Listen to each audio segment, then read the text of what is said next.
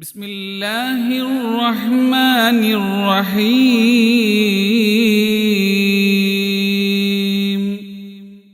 2026 FIFA world cup കളിക്കുന്ന കളി കാണാൻ വേണ്ടി പാതിരാത്രിയെ പകലാക്കുന്ന ചെറുപ്പക്കാരെ വെസ്റ്റ് മുടിക്കൽ പള്ളിയുടെ അകത്തളത്തിന് കേൾക്കുന്നുണ്ടെങ്കിൽ അള്ളാന്റെ ഖുർആന്റെ ആയത്തൊന്ന് കേൾക്കണേ ചെറുപ്പക്കാരാ, സഹോദരങ്ങളെ, അതിനു വേണ്ടിയിട്ട് സൗകര്യമൊരുക്കുന്നവരെ. അള്ളാഹ് പറയാണ്, വലാ വഴിപ്പെടരുത്. മൻ അഗ്ഫൽനാ ഖൽബഹു അൻ ദിക്രിനാ വത്തബഅ ഹവാ വകാന അംറുഹു ഫുർതാ. അല്ലാഹുവിന്റെ ഖുർആൻ പറയുന്നു, വലാ തുതി', നീ വഴിപ്പെടരുത്. മൻ അഗ്ഫൽനാ ഖൽബഹു അൻ ദിക്രിനാ, എന്റെ ചിന്തയിൽ നിന്ന് വ്യതിചലിപ്പിക്കുന്ന, അള്ളാഹുവും അവന്റെ ദീനിന്റെയും ചിന്തയിൽ നിന്ന് അകറ്റിക്കളയുന്ന, അശ്രദ്ധനാക്കുന്നവരുടെ പാതയിൽ നീ വഴിപ്പെട്ടു പോകരുത്.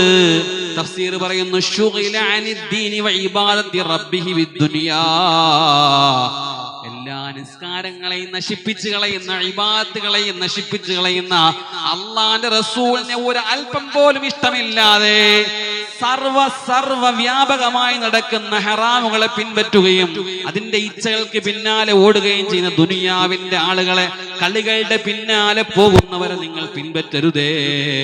വത്തബഅ ഹവാ, അവർ അവരുടെ ഇച്ഛയെ പിൻപറ്റുന്നവരാണ്. വകാന അംറുഹു ഫുർതാ, എന്ന് പറഞ്ഞാൽ അവർ അവരുടെ ജീവിതവും സമയവും നശിപ്പിച്ചു കളയുന്നവരാണ്. തഫ്സീർ പറയാ, നിങ്ങൾ ശ്രദ്ധിച്ച് കേൾക്കണേ.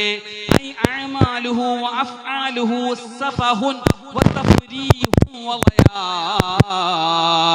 അവരുടെ ചിന്തകൾ, അവരുടെ പ്രവർത്തനങ്ങൾ എല്ലാം വിഡ്ഢിത്തരമായിട്ട് ഏതോ രാജ്യത്ത് ഏതോ ആളുകൾ പഠിക്കുന്നതിന് വേണ്ടി പാതിരാത്രി ഉറക്കമൊഴിച്ചിരുന്നിട്ടു തന്ന ആയുസ്സിനൊന്നും നന്ദി പറയാതെ, ശ്വാസോച്ഛ്വാസത്തിന്, തന്ന ഭക്ഷണത്തിന്, പണത്തിന്, ആരോഗ്യത്തിന് തന്ന പടച്ചതമ്പുരാനെ മറന്നുകൊണ്ട് കളിക്കുന്നതിന്റെ പിന്നാലെ പാഞ്ഞിട്ടു